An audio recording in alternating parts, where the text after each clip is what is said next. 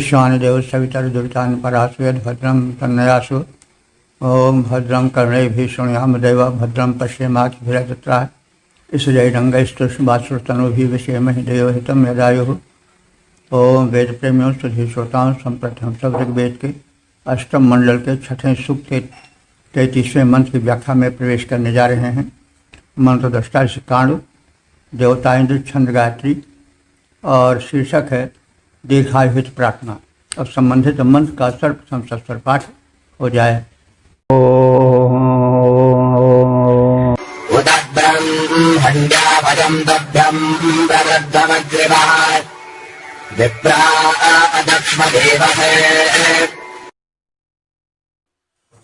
इस 33वें मंत्र में यह कथित है कि इंद्रदेव की स्तुति से दीर्घायु प्राप्त होती है।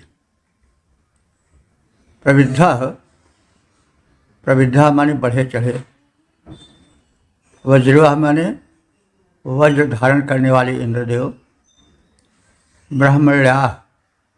ब्रह्मण्या माने ब्रह्मज्ञानी जन, विप्राह वयम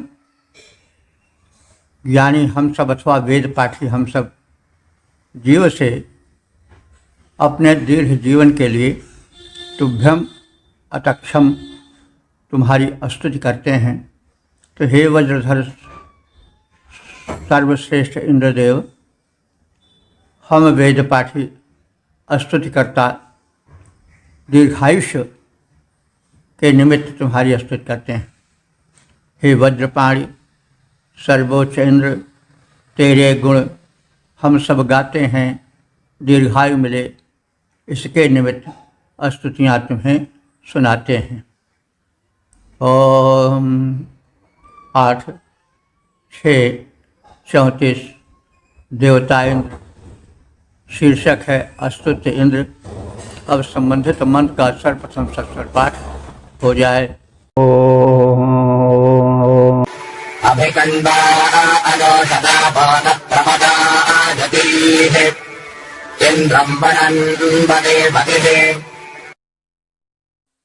इस 34वें मंत्र में यह कथित है कि यदि भगवान की स्तुति डट कर सच्चे मन से की जाए तो उन तक पहुँचने में विलंब नहीं होता है। कण्ववंशी ऋषि कह रहे हैं कि हम सब इंद्र की स्तुति को इतने लगन से दत्तचित्त होकर भक्त भावित हृदय से करते हैं कि उन तक वह स्तुतियाँ शीघ्र ही पहुँच जाती हैं, जैसे ढलान का जल शीघ्र ही आगे पहुँच जाता है। हम सब कर्णवंशी ऋषिगण अभि अनुशत भली प्रकार से इंद्रदेव की स्तुति करते हैं और मति माने हमारी सद्विचारपूर्ण स्तुतियाँ यति आपा पर्वतान, आपा माने जल, यति माने ढलान का प्रदेश, पर्वताना उसी प्रकार से वे पहुंच जाती हैं। यानी जैसे बहते हुए जल का प्रवाह नीची भूमि की ओर तीव्रता से पहुंच जाता है, वैसे ही कण्ववंशी ऋषियों की स्तुतियाँ इंद्र तक पहुंच जाती हैं और इंद्रम वरन्वंती, इंद्र को वो प्राप्त हो जाते हैं, इंद्र उन्हें स्वीकार कर लेते हैं। तो यदि सच्चे हृदय से स्तुति की जाए तो संबंधित देव को तत्काल वो स्तुतियाँ प्राप्त हो जाती हैं। स्तुति में बड़ा बल होता है, लेकिन उस सच्चे हृदय से व्याकुल भाव से तीव्र भक्ति भावना से संबंधित हुई हो। तो जिस प्रकार प्रवाहमान जल ढलान की ओर प्रवाहित होता है, उसे पहुँचने में विलंब नहीं लगता है, उसी प्रकार कण्ववंशी ऋषियों की स्तुतियाँ दत्तचित्त होकर भक्ति भावना से भावित होकर प्रवाहित होती हैं, तो इंद्र के पास शीघ्र पहुँच जाती हैं, उन्हें प्राप्त हो जाते हैं। जल ढलान की ओर प्रवाहित हो जाता है, जैसे इंद्रदेव के पास पहुँचती विनती हम सब की वैसे। ओम 8-6-35 देवता इंद्र, स्तोत्रों से विकसित इंद्र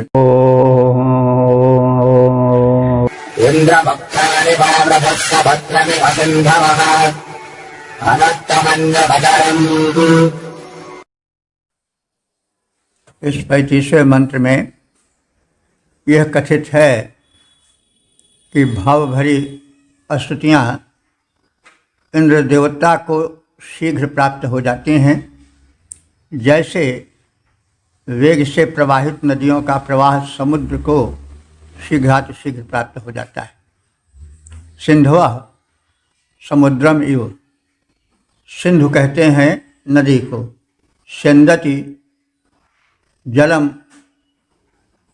यस्याम स सिंधु, जिसमें जल सरकता हुआ शीघ्र पहुंच जाए वो सिंधु है। तो सिंधु शब्द जो है वेद में नदी के लिए प्रयुक्त हुआ है, बाद में वो सिंधु शब्द जो है वो समुद्र के लिए प्रयोग होने लगा। तो नदियाँ जैसे समुद्र की ओर सरकती चली जाती हैं और समुद्र को जल से भरती रहती हैं, वैसे ही उक्थानि हमारे स्तोत्र, हमारे अस्तित्व विषयक मंत्र अनुत्तमन्युम, जिस इंद्र का मन्यु माने युद्धोत्साह, मन्यु क्रोध को कहते हैं लेकिन अकारण हुए क्रोध को नहीं। जब सामना कहीं करना हो तो जो उत्साहपूर्ण क्रोध होता है वो मन्यु कहा जाता है। तो अनुत्तमन्युम, जिसका उत्साह, क्रोधोत्साह, युद्धोत्साह कभी कम नहीं होता है, ऐसे अजरम इंद्र, जरा रहित इंद्र को बारशः माने बढ़ाते हैं, यानी उसके उत्साह को, उसकी शक्ति को, उसकी कृपा दृष्टि को बढ़ाते हैं, उसमें वृद्धि देते हैं। जिस प्रकार नदियों का जल समुद्र को बढ़ाता है, उसे जल से परिपूरित करता रहता है, उसी प्रकार हमारे स्तोत्र नित्य युवा इंद्र को बढ़ाते रहते हैं, उससे प्राप्त होते रहते हैं, उसकी कीर्ति में, उसके महिमा में वर्धन करते रहते हैं, विकास करते रहते हैं। नदियों का जल सागर को कर परिपूर्ण बढ़ाता है, जैसे स्तोत्र हमारे नित्य युवा सुरपति को बढ़ाते हैं वैसे। ओम 8-6-36 देवता इंद्र शीर्षक सोमरस पानार्थ प्रार्थना। अब संबंधित मंत्र का सर्वप्रथम सस्वर पाठ हो जाए।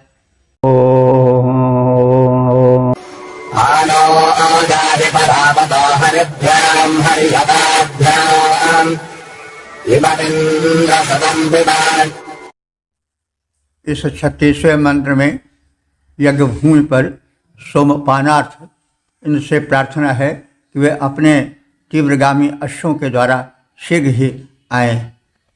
इंद्र, हे सर्वस्वामिन इंद्र, हरियताभ्याम हरिभ्याम, हरियताभ्याम माने हरे भरे अर्थात तेजस्वी, हरिभ्याम माने अश्वों द्वारा, परावतः माने दूर देश से, न आया हमारे पास यज्ञ भूमि पर आ जाओ। इमम सुतम पिब, इमम माने इस, सुतम माने शोधित सोमरस का पान करो।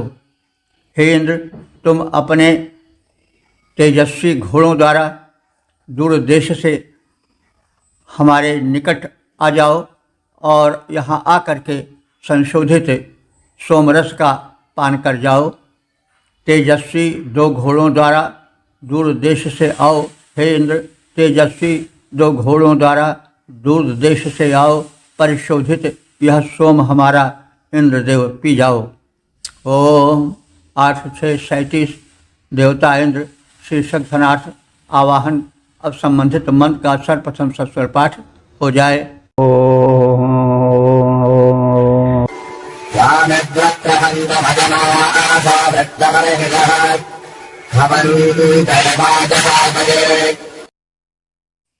इस 37वें मंत्र में कथित है कि भक्तगण यज्ञ भूमि पर उत्तम कुशासन बिछाए हुए इंद्र की प्रतीक्षा कर रहे हैं। ऐसे इंद्र शीघ्र ही हमारे यज्ञ भूमि पर आ जाएं और सोमपान करें तथा हमें धन धान से संपन्न करें।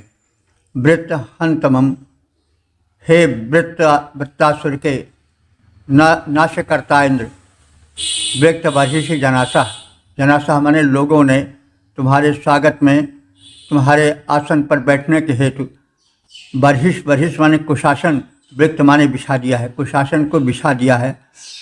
बाजसाताए, और हम सब तुम्हें बाज, बाज माने होता है अन्न, और बाज माने शक्ति भी होती है। तो हम सब तुम्हें अन्न के हेतु और शक्ति प्राप्ति हेतु बुलाते हैं। त्वाम इत, और तुमको ही बुलाते हैं प्रथम।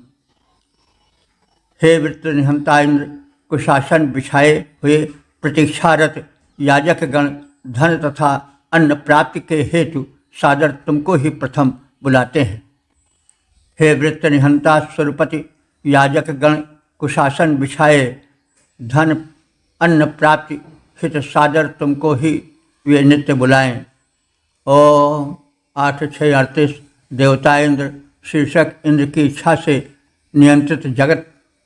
अब संबंधित मंत्र का सर्वप्रथम सस्वर पाठ हो जाए।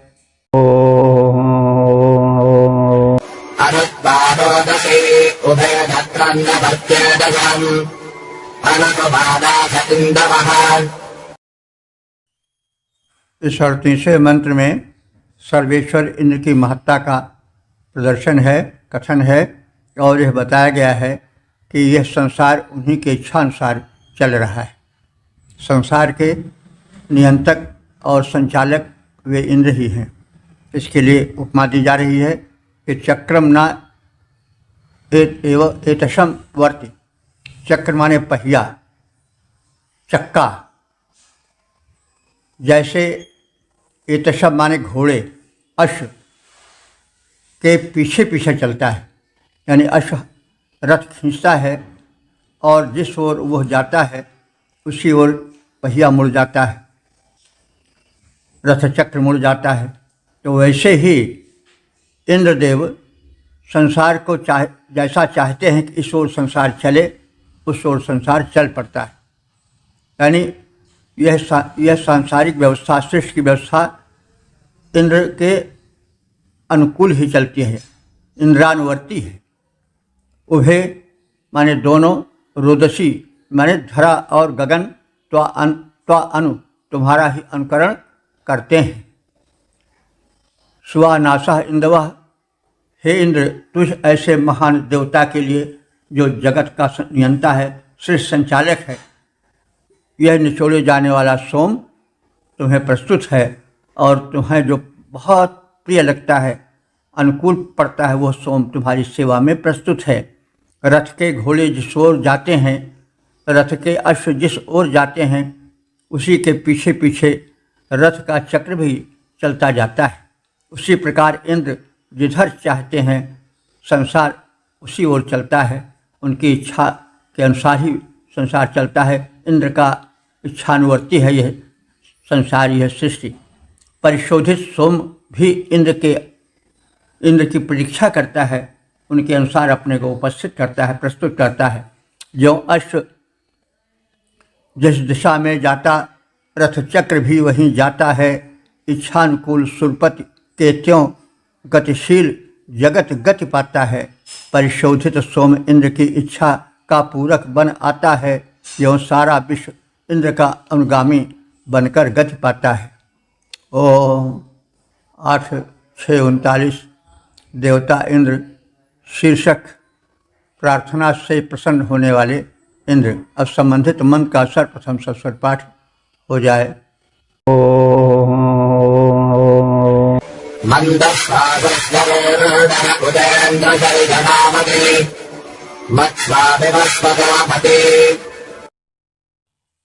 इस 39वें मंत्र में शर्याणवत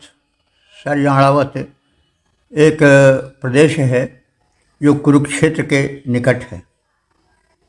तो वहाँ एक बड़ा भारी यज्ञ रचा गया था। तो उस यज्ञ में इंद्र के आने हेतु प्रार्थना है। इंद्र, हे इंद्र, शर्याणावती शरण रे। शर्याणावत नाम के प्रदेश में होने वाले यज्ञ में सुमंदस्व तुम अच्छी तरह से आओ और आनंदित हो जाओ। उत माने और, विवस्वतः माने यज्ञ करने वाले की, मति माने स्तुतियाँ मत माने सुनकर आनंदित हो जाओ। हे इंद्र, शरणावत प्रदेश में होने वाले यज्ञ में जाकर प्रसन्न हो जाओ और यज्ञ में याजकों द्वारा की गई प्रार्थनाओं से आनंदित हो करुणा दृष्टि फैलाओ। यज्ञ शरणावत प्रदेश में है संपन्न हो रहा, होती है प्रार्थना तुम्हारी, हर्षोत्पन्न हो रहा। हे देवेंद्र, यज्ञ में जाओ, हर्ष अपार भरो, स्तुतियों को सुनो और यों सफल यज्ञ को करो। ओम 8:6:40 देवता इंद्र शीर्षक गर्जमान इंद्र। अब संबंधित मंत्र का सर्वप्रथम सस्वर पाठ हो जाए।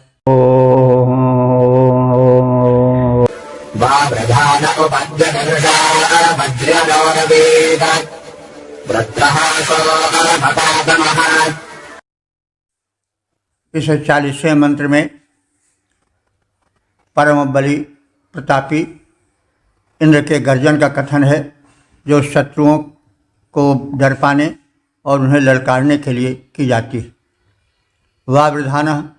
वावृधान माने सबसे बढ़े चढ़े प्रतापी इंद्र। वृषा माने बड़े बलवान हैं। वज्री, वे वज्र धारण करने वाले हैं।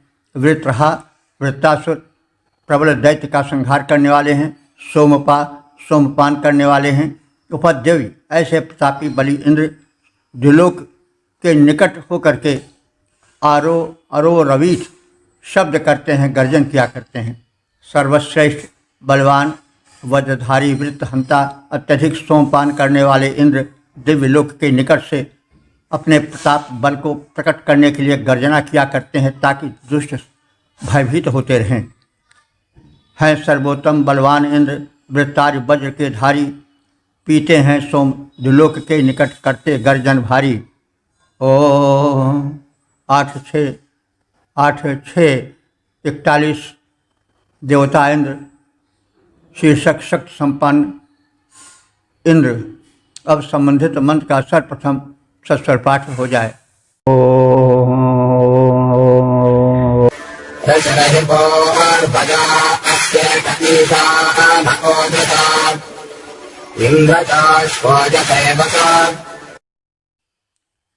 इस 41वें मंत्र में इंद्र की शक्तिमत्ता का कथन है।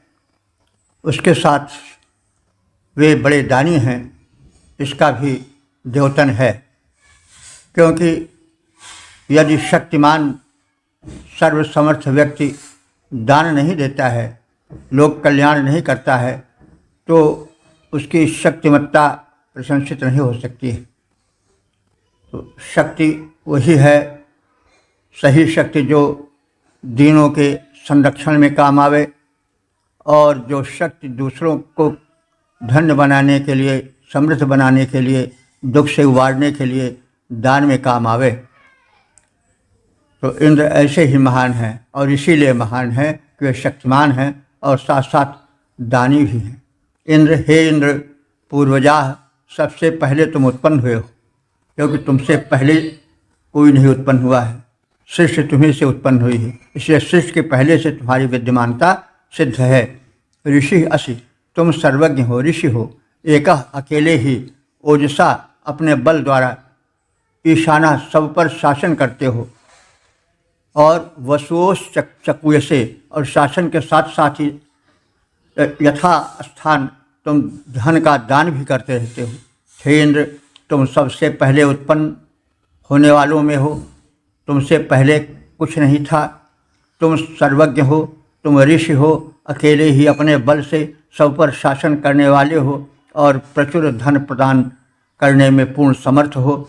सबसे पहले उत्पन्न इंद्र, तुम ऋषि सर्वज्ञ महान, निज बल से एकाकी सबके शासक हो, परम बलवान होकर प्रसन्न करते हो वैभव विपुल प्रदान। तुमसे बढ़कर अन्य न कोई भूतल मध्य महान। ओम 8:6:42 देवता इंद्र शीर्षक सोमपानार्थ आमंत्रण। अब संबंधित मंत्र का सर्वप्रथम सस्वर पाठ हो जाए।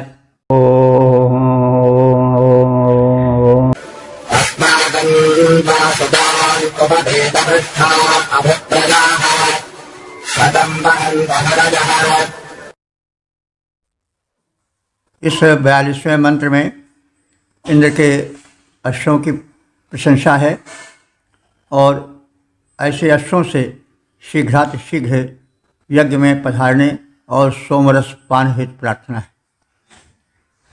त्वा माने तुझे, हे इंद्र तुमको, वीत पृष्ठा माने जिनकी पीठ बड़ी प्रशस्त है, माने व्यापक है, उत्तम है, ऐसे शतम हरया सैकड़ों घोड़े, हरि का बहुवचन है हरया, तो हरि के विषय में कहा गया है कि घोड़े के लिए इससे प्रयुक्त होता है कि हरत्यध्वानम इति हरि, जो इतना तीव्र भागे कि ऐसा प्रतीत हो कि अब रास्ता खा लिया जाएगा, बचेगा नहीं, इसलिए उसको हरि कहा जाता है। हरि भगवान को भी कहा जाता है क्योंकि हरति पापान इति हरि, वो पाप को खा जाते हैं, हरण कर लेते हैं।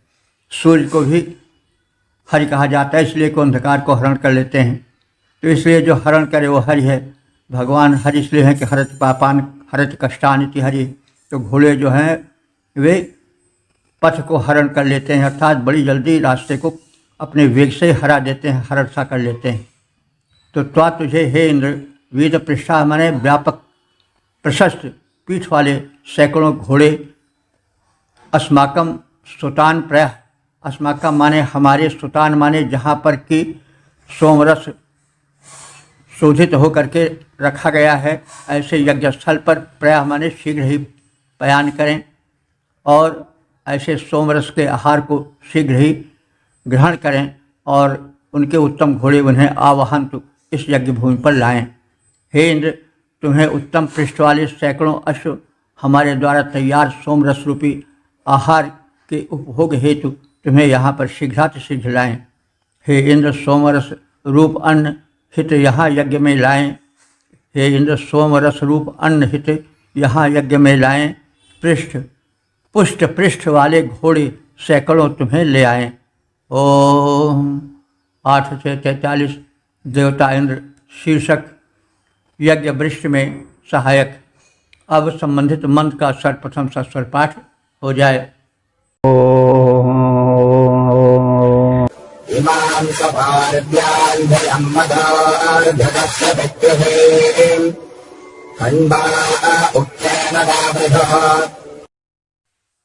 इस 43वें मंत्र में यह कहा गया है कि जो यज्ञ हैं वे वृष्टि में सहायक होते हैं और वृष्टि में सहायक ही नहीं होते हैं वरन वे उर्वर गुणप्रद औषधीय मधुर जल की वृष्टि कराते हैं। जो जब यज्ञ होता है तो यज्ञ का धूम उठता है, बड़ा पवित्र होता है, औषधीय होता है, तो वो जब बादलों में मिल जाता है तो उससे जो वृष्टि होती है उसका जल बड़ा उपयोगी, स्वास्थ्यवर्धक, रोग हरण करता और सुमधुर होता है। तो यह एक वैज्ञानिक तथ्य है। गीता में भी कहा गया है कि अज्ञात भवन्ति पर्जन्या, भगवत गीता में कथित है कि यज्ञ से पर्जन्य होते हैं। पर्जन्य माने बादल होते हैं। तो यज्ञों के माध्यम से जो बादल बनते हैं उनसे जो जल वृष्टि होती है वो बड़ी ही उत्तम होती है, उसका जल बड़ा ही मधुर औषधीय जल होता है। तो यही कथन इस मंत्र में है। सुपूर्व्या माने अति प्राचीन, मधो माने मधुर, घृतस्य माने, घृत माने पुष्ट, एक गोघृत होता है वो भी है और घृत जल के लिए भी प्रयोग होता है। इससे इस घृत शब्द जो जलीय अर्थ में होता है उससे यह सिद्ध होता है कि जो पानी है उसका बड़ा महत्व है।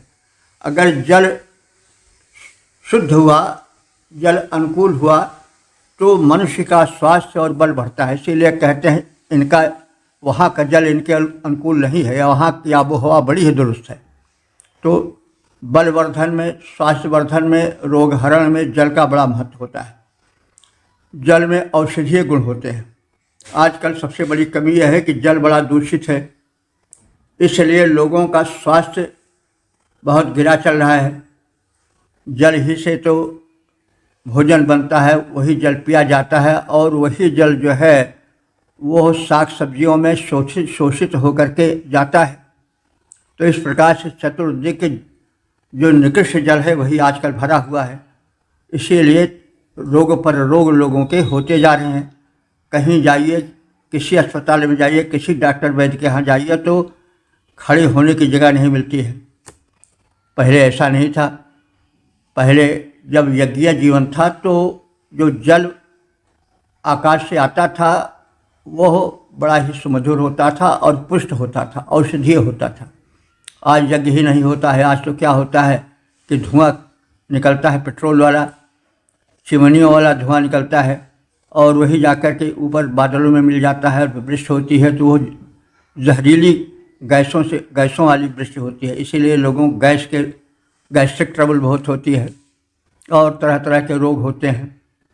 तो वैदिक ऋषि है आगाह कर रहा है, सावधान कर रहा है कि भाई यज्ञीय जीवन बिताओ, ताकि जो वृष्टि हो, उस वृष्टि जो जल हो वो पुष्ट जल हो, स्वास्थ्यवर्धक जल हो और रोग हारक जल हो। तो यह विज्ञान इसमें है, लेकिन सुनना ही नहीं चाहिए, उसको समझ करके व्यवहार में भी लाना चाहिए।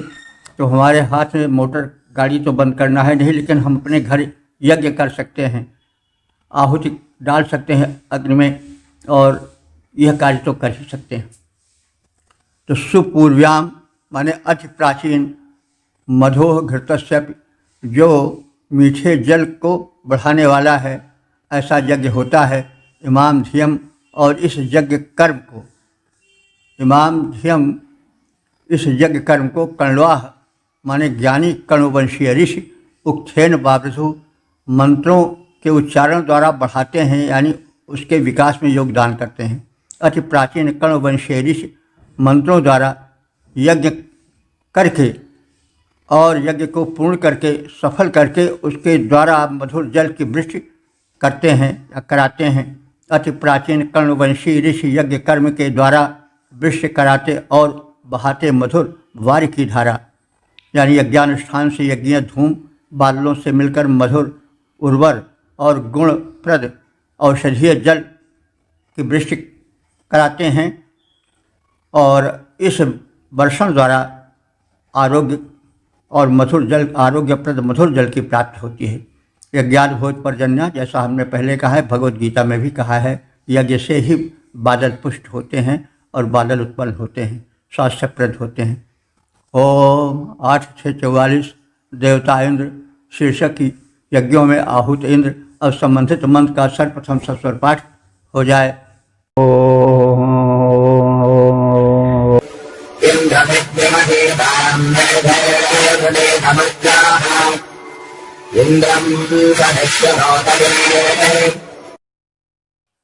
इस 44वें मंत्र में यह कथित है कि इंद्र ही सर्वभावेन वर्णीय है। चाहे सुख के दिन हो, संपत्ति के दिन हो, तो भी इंद्र यज्ञों में आहूत होते हैं। यदि आपातकाल है, युद्ध का काल है, तो उसमें संरक्षण हेतु इंद्र का आवाहन होता है।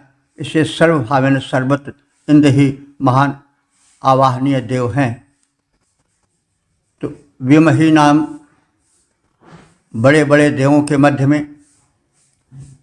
इंद्रम इंद्र को ही मेधे माने यज्ञ में, मर्त्य माने मनुष्य, वृणीत माने वर्ण करते हैं, आवाहन करते हैं। इसी तरह सनिष्यु, अगर संकट काल आ जाता है, आपत काल आ जाता है, युद्ध काल आ जाता है, तो युद्धेच्छु हैं, जो युद्ध में विजय की कामना करने वाले हैं। उतय रक्षणार्थ, उति माने रक्षण होता है, तो उतय माने रक्षण हेतु इंद्र में वर्णम करोति, इंद्र का ही वर्ण करते हैं, या इंद्र में ही वृणते, इंद्रदेव ही वर्ण किए जाते हैं। तो बड़े बड़े देवों के मध्य इंद्र को ही लोग यज्ञों में शांति काल में बुलाते हैं। संग्राम काल में जब आपातकाल होता है तो संरक्षण के हेतु इंद्र को ही बुलाया जाता है और धनेच्छुक व्यक्ति भी इंद्र को ही बुलाते हैं। तो इस प्रकार से इंद्र का सर्वत्र सभी कालों में, चाहे शांति का काल हो, चाहे विपत्ति काल हो, चाहे युद्ध काल हो, आपातकाल हो, सर्वथा सभी कालों में इंद्र को ही बुलाया जाता है, क्योंकि वह संरक्षण देता है और साथ ही साथ धन ऐश्वर्य भी प्रदान करता है। तो इंद्र की उपयोगिता सर्वोत्तम है और वो देवों में महादेव हैं, परम देव हैं। रण में संरक्षण, धन पाने जन ऐसा उपाय अपनाते, सब देवों के मध्य इंद्र को सबसे प्रथम बुलाते। ओ 8:6:45 देवता इंद्र शीर्षक सोमपाई इंद्र का यज्ञ में आवाहन। अब संबंधित मंत्र का सर्वप्रथम सस्वर पाठ हो जाए।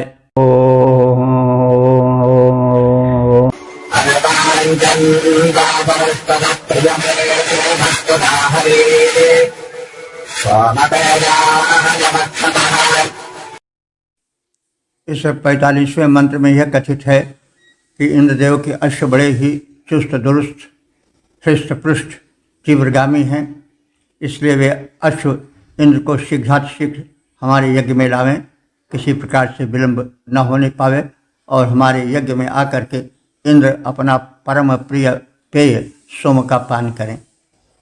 तो पुरुस्तुत माने बहुतों द्वारा अस्तुत्य प्रशंसित, हे इंद्रदेव, त्वा माने तुमको, प्रिय मेधा अस्तुता हरि, प्रिय मेध माने प्रिय मेध यानी यज्ञ प्रिय, ऋषियों द्वारा प्रशंसनीय अश्व, मेध यज्ञ को कहते हैं प्रिय मेध। तो जो मेध, जो यज्ञ बड़ा प्रिय हो, ऋषियों द्वारा बड़ा उत्तम बना दिया गया हो, वह प्रिय मेध है। और ऐसे प्रिय मेध में, ऐसे प्रिय यज्ञ में अस्तुता हरि माने प्रशंसनीय दोनों घोड़े इंद्र के, उन्हें यज्ञ में लावें और अर्वांच हमारे समीप लावें, हमारे सम्मुख लावें, हमारे यज्ञ में लावें। इंद्र को सोम पेयाय और किस प्रयोजन के लिए लावें?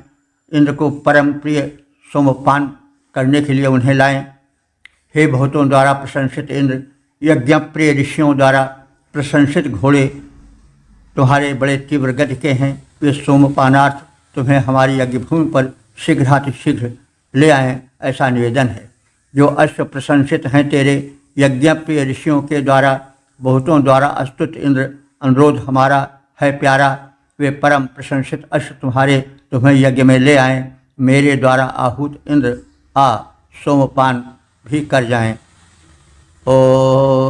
8:46 राजा तिरिंदर ये इस मंत्र के देवता हैं और शीर्षक है दानी तिरिंदर नृप।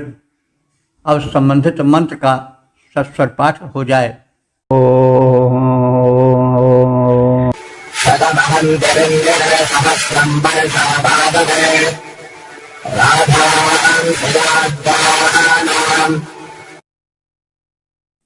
इस 46वें मंत्र में दानी तिरिंदर के दान की परम प्रशंसा है। तो भारतीय संस्कृति जो है वो दान को बड़ा महत्व देती है। जो व्यक्ति केवल लेना जानता है उसको ला कहा जाता है, तो उसको मतलब बड़े हे दृष्टि से देखा जाता है। और लोक में आज भी चलता है कि तुमको क्या लाला पड़ा हुआ है। इसलिए धन के लिए ज़्यादा अपराध पहले नहीं होते थे, अब ज़्यादा इसलिए होते हैं कि लोग, जो व्यक्ति धन लाला करके देता है परिवार को, वो उत्तम माना जाता है। और पहले जो देता था ला करके अनुचित ढंग से धन को, उसको नीचे दृष्टि से देखा जाता है। इसको तो जब देखो तब लाला पड़ा रहता है। तो जब समाज में दान की महत्ता को स्थापित किया जाएगा तब वो समाज जो है वो सुखी रहेगा। और जब धन को लुटेरे, चाहे घूस रूप में हो, चाहे 420 से लेने वाले हों, दादागिरी से लेने वाले हों, जब उनकी प्रशंसा होगी और उनको महान स्थान दिया जाएगा तो समाज में भ्रष्टाचार फैलेगा, अशांति फैलेगी। इसलिए समाज के व्यक्तियों को, खास तौर से जो जागृत हैं, पढ़े लिखे हैं, उन्हें उस व्यक्ति की निंदा करनी चाहिए जो नाजायज ढंग से धन को कमा करके कोठी खड़ी किए हुए।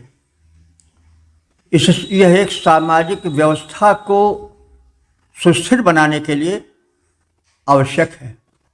यदि लूट घसोट घूसखोरी की प्रशंसा की जाएगी तो हर व्यक्ति ठगा जाएगा। जो तू लुटी है और को तो ही लूटेगो, आन और सौदा ज्यों का त्यों रहा, व्यर्थ गया ईमान। तो भाई जब हम लूटेंगे तो ये कैसे अपेक्षा कर सकते हैं कि हम नहीं लूटे जाएंगे।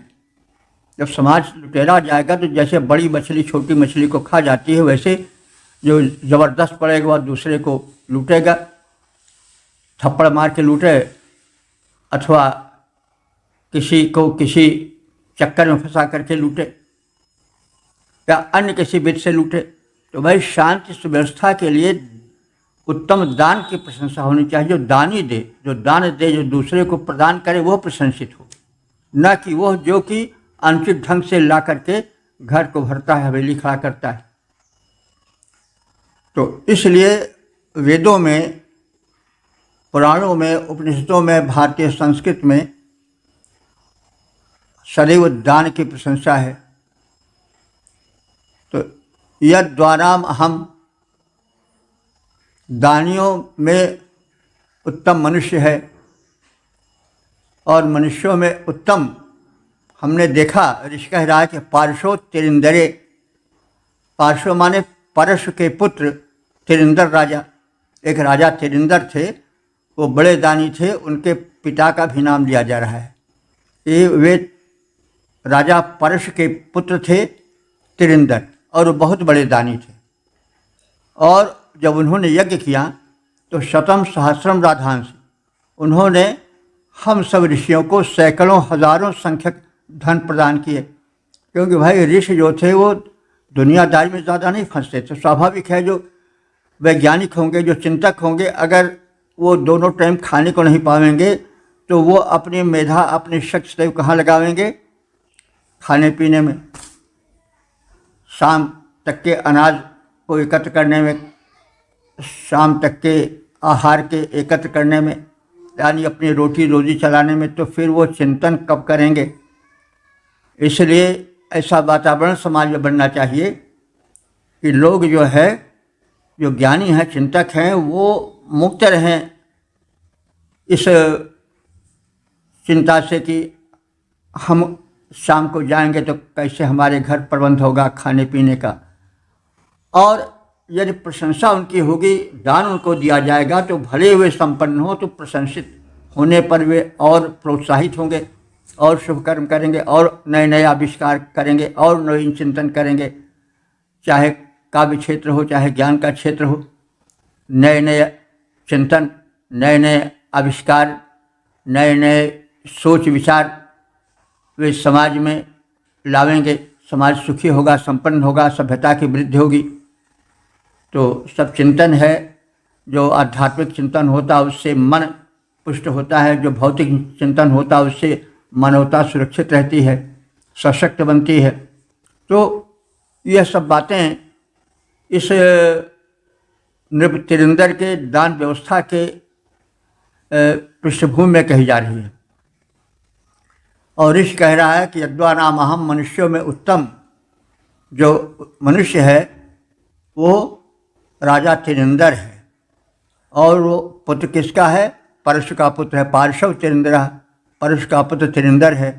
और उसने यज्ञ किया, उसके यज्ञ में शतम सहस्रम राधांश, हम वैज्ञानिक चिंतकों, ऋषियों, महर्षियों ने शतम सहस्रम सैकड़ों हजारों प्रकार के राधांश माने धन, रात माने धन होता है, तो शतम सहस्रम राधांश सैकड़ों हजारों प्रकार के धन को प्राप्त किया। और उन्होंने आददे हमको दिया और हम लोगों ने प्राप्त किया। मनुष्यों में उत्तम परश के पुत्र तिरिंदर नृप ने यज्ञ में सैकड़ों हजारों प्रकार के धन वैभव प्रदान किए और हम लोगों ने उसको प्राप्त किया। तो परश के पुत्र तिरिंदर के यज्ञ में धन की थी बौछार। परशु के पुत्र तिरिंदर नृप के यज्ञ में धन की थी बौछार। सहस्रों ही प्रकार के वैभव को किया हमने स्वीकार। ओ 8-6-47 देवता नृप तिरिंदर शीर्षक दानी तिरिंदर। अब संबंधित मंत्र का सर्वप्रथम सस्वर पाठ हो जाए।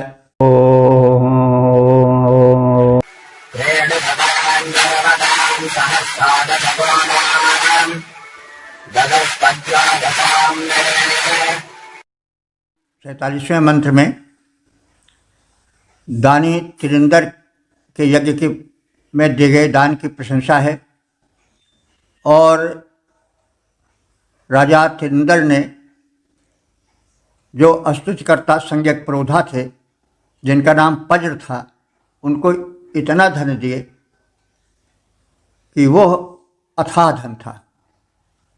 गोधन के रूप में, अश्वधन के रूप में उन्होंने अनंत धन दिया। तो सामने माने दुख अशांति को शमन करने वाले यज्ञ में दानी तिरंदर नृप ने पज्राय माने स्तुतिकर्ता जो स्तोता संज्ञक पुरोधा है उसको अनंत धन दिया। अर्वताम तीर्ण शतानी, अर्वत कहते हैं घोड़े को, तीर्ण शतान में 300 घोड़े दिए। गोनाम 10 सहस्रा, गोनाम माने गायों को, 10 सहस्रा माने 10,000 और 10,000 गायें, ददुह माने दिया।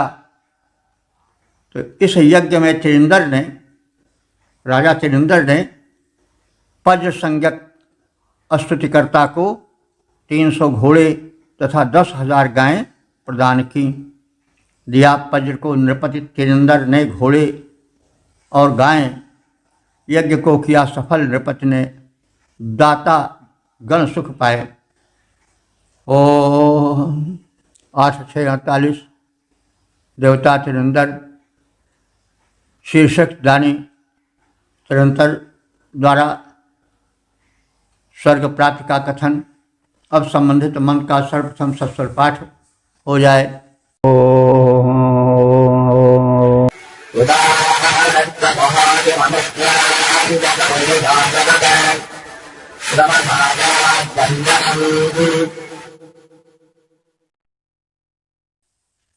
इस 48वें मंत्र में जो इस सूक्त के समापन का मंत्र है उसमें दान की महिमा का उद्घाटन किया गया है। राजा तिरिंदर ने इतना दान दिया कि वे स्वर्ग के अधिकारी बन गए। तो दान जो है अपने शक्ति के अनुकूल देना चाहिए। यदि कोई राजा महाराजा है, पर्याप्त धन वाला है, तो वह उस धन को अपने भोग विलास में, ऐशो आराम में न लगाए, वरन दान दे। तो जब यथा राजा तथा प्रजा, जब राजा लुटेरा बनेगा तो प्रजाएं भी लुटेरी बनेंगी। तो इसलिए जो राजा महाराजे हैं उनको अपने औकात के अनुसार पर्याप्त धन देना चाहिए।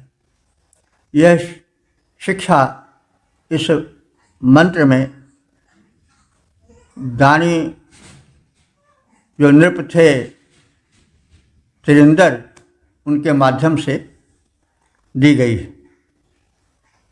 दान पर्याप्त दिया जाए तो पर्याप्त प्राप्ति की इच्छा की जाए। यह नहीं कि थोड़ा सा दान दिए और बड़ी कामना करने लगे। जैसे निहाई के चोरी करी और सूजी दीही दान, और उचक हेरत फिरत कितनी दूर विमान। किसी ने क्या किया कि निहाई एक लोह का बना हुआ जो है वो धातु का मतलब बना हुआ एक पिंड होता है, लौह पिंड, जिस पर कि लोहार घन चला करके बनाता है अस्त्र शस्त्र को या आवश्यक लोह की बनी हुई वस्तुओं को, खुरपी, खुरपा, फार, हंसिया, गणासा। तो वह एक बड़ा लोहपिंड होता है, उस पर दग्धाए हुए लोहे को रख करके घन के द्वारा पीटा जाता है और लौह की धातु को अनुकूल मोड़ दिया जाता है। तो अब तो युग बदल गया, शायद लड़के न देखे हों, लेकिन हम लोग तो लोहारों का वो स्थान देखे हैं। तो बहरहाल किसी ने मतलब 50-60 किलो वज़न की निहाई की चोरी किया और उसके बदले में एक सूजा दान में किसी को दे दिया। अब अपने को इतना दानी मानने लगा, अरे हम तो स्वर्ग मिले, स्वर्ग के अधिकारी बन गए। तो भाई ऐसा दान और ऐसी फिर जो है वो उससे इच्छा करना प्राप्त की, यह हास्य का पात्र बनाने का ही एक साधन है। तो निहाई की चोरी करी और सूजी दीन ही दान, उचक उचक हेरत फिरत कितनी दूर विमान। तो यह एक मतलब ऐसे दानी के हास्यास्पद कृत्यों का कथन है। तो बहरहाल जिसकी जितनी औकात है उसके अनुसार उसे दान देना चाहिए। राजे महाराजे हैं, उनके पास विपुल धन है तो विपुल धन दें। तो यहाँ राजा तिरंदर ने 4 स्वर्ण से भरे बोरों से लदे 4 ऊँटों को दान दिया, इसका कथन है। और इस दान व्यवस्था के कारण वो स्वर्ग के अधिकारी बने। तो यादवजनम अनेक मनुष्यों का दान, मतलब अनेक मनुष्यों को दान उन्होंने दिया। और जो वैज्ञानिक चिंतक ऋषि थे उनको चतुर्युजा उष्ट्रान, चतुर्युजा माने 4 बोरों से भरे हुए स्वर्णभार को लादे हुए, उष्ट्रान माने ऊँटों को दान में दिया। और शवसा माने, शव कहते हैं यश को, शव अन्न को भी कहते हैं, लेकिन शवसा यश के भागी बने। और ककुह माने उन्नत प्रशंसा के अधिकारी बने। और दिवम उत आनट, और इसी दान के बल पर उन्होंने द्युलोक को भी, स्वर्गलोक को भी प्राप्त किया। तो दान की महिमा और दान देने का फल किस प्रकार से उन राजा को मिला जिनका नाम तिरंदर था, इसका कथन है। तो तिरंदर नामक परम दानी राजा ने 4 स्वर्ण से भरे बोरों से लदे हुए ऊँटों को दान में दिया। और अपने दान जनित पुण्य से उन्होंने उच्च दिव्य लोक को, स्वर्ग लोक को प्राप्त किया। नृपत तिरंदर ने सुयज्ञ में दान दिया, मन भाया स्वर्ण भार से लदे हुए ऊँटों को वह ले आया, उन्हें दान में दिया, दान का दिव्य रूप दिखलाया, यज्ञ जनित पुण्यों के द्वारा स्वर्ग लोक को पाया। तो इस प्रकार से हमने इस सूक्त के 48 मंत्रों की व्याख्या की और उसमें निहित संदेश को भी बताया। हम लोग उसका ज्ञान प्राप्त किए। अब इस सूक्त के 48 मंत्र पूरे हुए और अब तक जो मंत्र कथित हैं, जिनकी व्याख्या की गई है, उनकी संख्या हो चुकी है 6182। तो यह परम कारुणिक प्रभु की कृपा है, वेद भगवान की दया है कि वेद मंत्र के इस गहन अरण्य में हम लोग आगे बढ़े। तो अब इस सूक्त में 45 मंत्रों में तो इंद्र ही प्रार्थित है और यह ऋग्वेद है, इसको प्रार्थना का वेद कहते हैं। तो प्रार्थना में, स्तुति में देव की महत्ता बताई जाती है, उसके गुण का कथन किया जाता है और उससे धन धान्य स्वास्थ्य सुख और संरक्षण प्राप्ति की स्तुति होती है।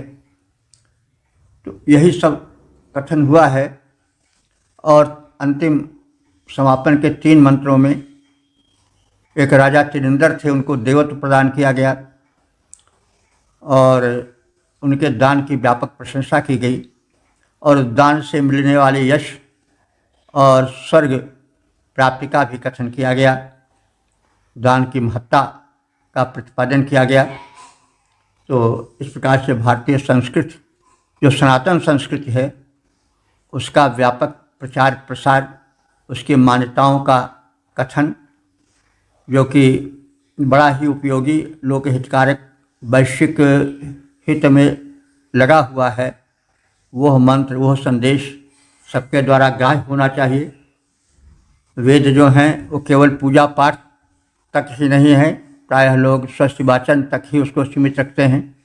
वेद जीवन के लिए, जगत के लिए उत्तम संदेश भरे हुए हैं, और किस प्रकार से मनुष्य, परिवार, समाज, राष्ट्र सुखी रह सकता है, समुन्नत रह सकता है, कैसे वैश्विक कल्याण हो सकता है, ये सब भावनाएं कूट कूट कर वेदों में भरी हुई हैं। तो हम सब वेदाध्ययन करें, प्रचार प्रसार करें और लोक कल्याण करें, आत्म कल्याण करें। यही हमारी करबद्ध प्रार्थना है। ओम सर्वे भवन्तु सुखिनः, सर्वे सन्तु निरामयाः, सर्वे भद्राणि पश्यन्तु, मा कश्चित् दुःखभाग् भवेत्।